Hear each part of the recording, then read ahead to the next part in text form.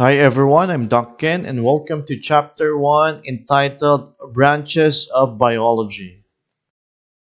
So for this topic, I will be presenting to you the different branches of biology such as anatomy, bacteriology, biochemistry, biophysics, cytology, ecology, embryology, genetics, herpetology, histology, marine biology, mammalogy, microbiology, morphology, mycology, ornithology, paleontology, parasitology, pathology, physiology, taxonomy, and virology.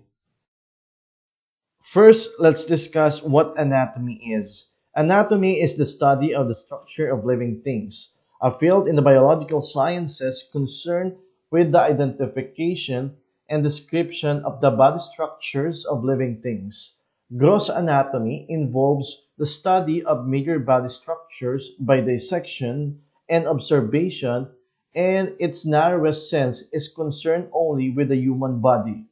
Gross anatomy customarily refers to the study of those body structures large enough to be examined without the help of magnifying devices, while microscopic anatomy is concerned with the study of structural units small enough to be seen only with a light microscope. Dissection is basic to all anatomic research. Next in line, bacteriology. Bacteriology is the study of bacteria, a branch of microbiology dealing with the study of bacteria. The beginnings of bacteriology paralleled the development of the microscope. This subdivision of microbiology involves the identification, classification, and characterization of bacterial species. Biochemistry, or biological chemistry, is the study of relationship of living organism to chemical reactivity. It is the study of the chemical substances and processes that occur in plants, animals, and microorganisms, and of the changes that undergo during development in life. It deals with the chemistry of life. It is a laboratory-based science that brings together biology and chemistry. By using chemical knowledge and techniques, biochemists can understand and solve biological problems. Biophysics. Biophysics is the study of the application of physics to biological phenomena. It is a discipline concerned with the application of the principles and methods of physics and the other physical sciences to the solution of biological problems. Biophysics is the field that applies the theories and methods of physics to understand how biological systems work. Biophysics is a vibrant scientific field where scientists from many fields, including math, chemistry, physics, engineering, pharmacology, and material sciences, use their skills to explore and develop new tools for understanding how all life works. Next, cytology. Cytology deals with the study of structure and function of cells. Cytology deals with the study of cells as fundamental units of all living things. Cytology is the field that uses the smallest possible tissues sample for diagnosis, reducing criteria as much as possible to the cellular level because the genesis of living matter is regulated and organized by cellular production, encoded by different genetic sequences by cells in the presence of local tissues and fluids. Let's now move on to ecology. Ecology, also called bioecology or environmental biology, deals with the study of the relationship or interaction between living and non-living things, including humans and their physical environment. It seeks to understand the vital connections between plants and animals and the world around them. Ecology also provides information about the benefits of ecosystems and how we can use earth resources in ways that leave the environmental healthy for future generations. Some of the most pressing problems in human affairs are expanding populations, food insufficiencies, environmental pollution, including global warming, extinction of plants and animal species, and all the attendant sociological and political problems are to be a great degree of ecological problem. Let's now move on to embryology. Embryology is the study that deals with the development of living organism. It is the discipline concerned with the study of embryogenesis, the formation and development of an embryo and fetus from a fertilized egg cell. Findings in embryology have helped in understanding of congenital abnormalities and developing assisted reproduction procedures. Embryology is the basis for understanding the intimate relation between the structures in different organ systems, such as the nervous system and the muscle, and it's primordial for understanding disorders of development that in the human may present as one of the congenital myopathies.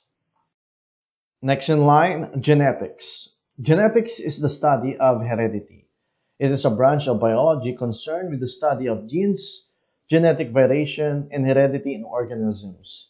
Genetics forms one of the central pillars of biology and overlaps with many other areas such as agriculture, medicine, and biotechnology.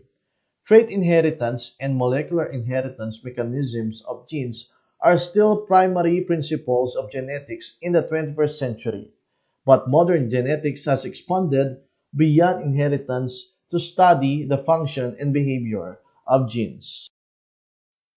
Next, herpetology. Herpetology is the study of amphibians, including frogs, toads, salamanders, and reptiles, including snakes, lizards, turtles. The discipline can include the biology, ecology, behavior, taxonomy, and husbandry of this organism. Herpetology offers benefits to humanity in the study of the role of amphibians and reptiles in global ecology, especially because amphibians are often very sensitive to environmental changes, offering a visible warning to humans that significant changes are taking place. Some toxins and venoms produced by reptiles and amphibians are useful in human medicine. Currently, some snake venom has been used to create anticoagulants that work to treat strokes and heart attacks. Next, histology. Histology is one of the branches of biology which studies the microscopic anatomy of biological tissues concerned with the composition and structure of plants and animals' tissues in relation to their specialized function. And this area of study has numerous applications in forensic anthropology. Next, marine biology. Marine biology is the study of ocean plants and animals. It is the study of marine organisms, their behaviors, and interaction with the environment. Marine biologists study biological oceanography and the associated fields of chemical, physical, and geological oceanography to understand marine organisms. Marine biology is a very broad area, so most researchers select a particular area of interest and specialize in it. Specialization can be based on a particular species, group, behavior, technique, or ecosystem. Next, mammalogy. Mammalogy is the branch of biology that deals with the study of mammals. It encompasses such diverse areas as the structure, function, evolutionary history, ethology, taxonomy, management, and economics of mammals. The study of mammals can be as diverse as the organisms themselves. A mammologist might study a wide variety of topics on a particular species or group of mammals, or might take a comparative approach and investigate one aspect with regard to a wide variety of mammals. Next in line, microbiology. Microbiology is the study of living things at microscopic level. It is the study of all living organisms that are too small to be visible with the naked eye. This includes bacteria, archaea, viruses, fungi, protozoa, and algae collectively known as microbes. Microbiologists study microbes, and some of the most important discoveries that have underpinned modern society have resulted from the research of famous microbiologists, such as the discovery of vaccine for smallpox and antibiotics such as penicillin. Next, morphology. Morphology is a branch of biology dealing with the study of the form and structure of organisms and their specific structural features, the study of the size, shape, and structure of animals, plants, and microorganisms, and of the relationship of their constituent parts. The term refers to the general aspects of biological form and arrangement of the parts of a plant or an animal. This includes aspects of the outward appearance such as shape, structure, color, pattern, and size, as well as the form and the structure of the internal parts like bones and organs. Mycology. Mycology is the study of fungi, a group that includes the mushrooms and yeast, their relationship to each other and other organisms, and the unique biochemistry which sets them apart from other groups. Fungi are eukaryotic organisms which belong to their own kingdom. Mycology is a necessary branch of biology because fungi is considerably different from both plants and animals, and many fungi are useful in medicine and industry. Next, ornithology. Ornithology is concerned with the study of birds.